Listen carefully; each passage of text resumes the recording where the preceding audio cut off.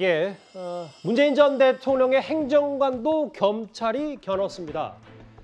산업부 산하 기관장에게 사직서를 내라고 종용한 혐의를 받고 있는 백운규 전 산업부 장관의 구속 여부가요, 이르면 오늘 밤 결정이 됩니다. 만약 구속이 된다면 정권 교체 이후 문재인 정부 주요 인사의 첫 사례가 될 텐데요.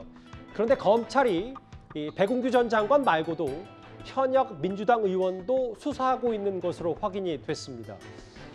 그 얘기부터 차분히 만나볼까요? 민주당의 초선 박상혁 의원인데 5년 전에 청와대 인사수석 행정관으로 근무했을 당시에, 그러니까 산업부 인사들을 광범위하게 접촉하고 관련 내용들을 전달했다, 사퇴를 압박했다, 이걸 좀 검찰이 들여다보고 있는 것 같더라고요.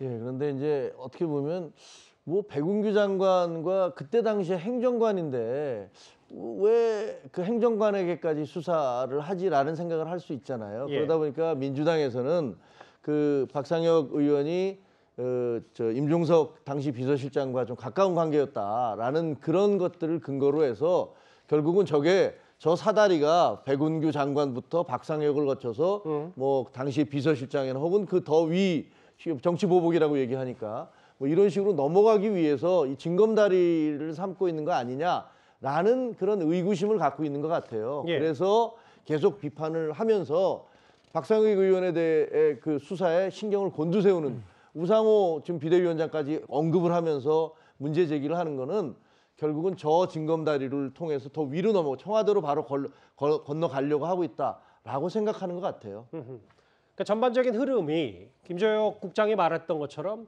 당시 지금은 현 민주당 의원입니다만 박상혁 행정관이 있었고, 그 위에 인사수석 지금 조현옥 독일 대사가 있고, 그 위에 임종석 전 실장이 있는 거 아니냐. 그래서 오늘 백운규 전 장관이랑 앞으로 검찰이 지금 들여다보고 있는 박상혁 의원 윗선이 임종석 전 실장을 겨누고 있는 거 아니냐, 여러 얘기가 좀 나오는데요.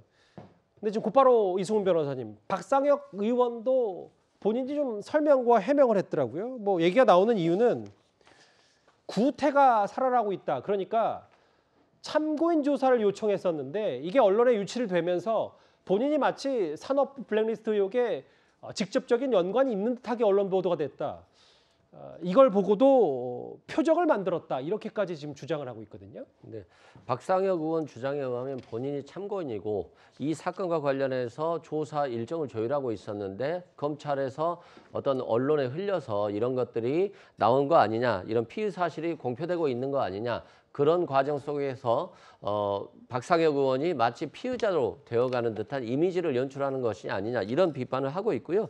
이런 부분에 있어서는 문재인 정부에서도 피의 사실 공표라든가 이런 건 엄격하게 제한하고 있었기 때문에 이런 부분은 개인의 어떤 인권과도 관련이 있어서 예. 좀 검찰에서 조심해 줘야 될 것으로 보여지고요.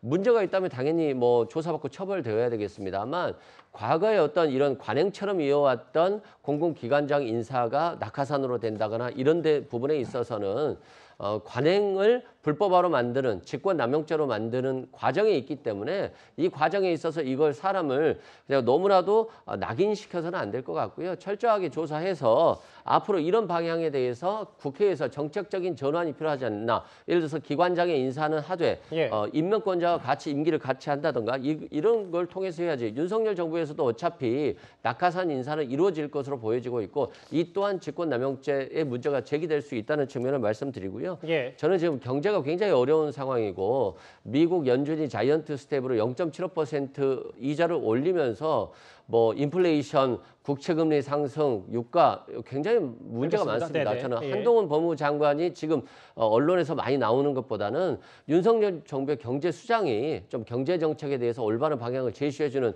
그런 시기가 절실한 시기가 아닌가 싶습니다. 저희가 또 어제 경제 얘기를 또 했어요. 그렇기 때문에 또 뭐 이슈가 되고 주제가 된다면 당연히 저희가 짚어보겠죠. 그런데 민주당 박상혁 의원, 이 박 의원이요, 지난달에 열렸던 국토부 장관 청문회에서 원희룡 장관에게 당시 이런 질문을 던졌었습니다. 윤석열 정부에서는 국토부 교통부에 많은 인사 자리가 있지 않습니까? 그러면은 캠프 출신이거나 당 출신이거나 또 보좌진이거나 이런 부분들을 절대로 거기 임용 안 하시겠죠? 그러니까 어떻게 하실 예정이신가요? 제가 아까 말씀드린 것처럼 정도껏 하자는 겁니다. 그럼 하시겠다라는 주의신가요? 필요한 걸 해야죠. 네? 필요한 걸 해야죠. 필요한 건 해야 돼요. 그러면 문재인 정부가 했던 별 문제가 있던 게 아니에요. 정도를 넘어섰다고 봅니다. 그 정도라는 거는 생각하는 게 다 다르고요. 오늘 중앙일보 기사에 따르면 당시 박상혁 의원이 저 질문을 한 것을 두고 뭐 여러 말들이 좀 있었다. 근데 국토부 인사 자리 어떻게 할 것인가? 필요하면 할 것이다.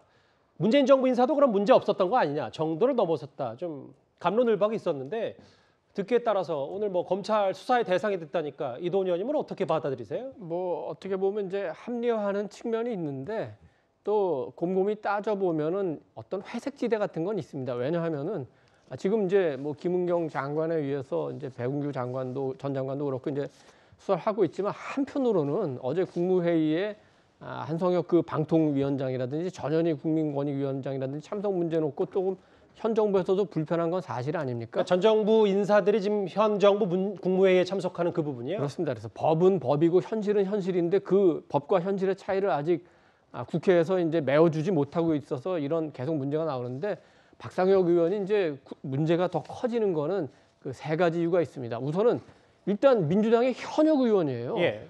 그러면 여소야대 상황에서 무슨 수사 한두 개로 그 상황을 바꿀 수는 없지만 거대 여당을 흔들려고 하는 거 아니야? 민주당에서는 그런 의심을 할 수가 있겠죠.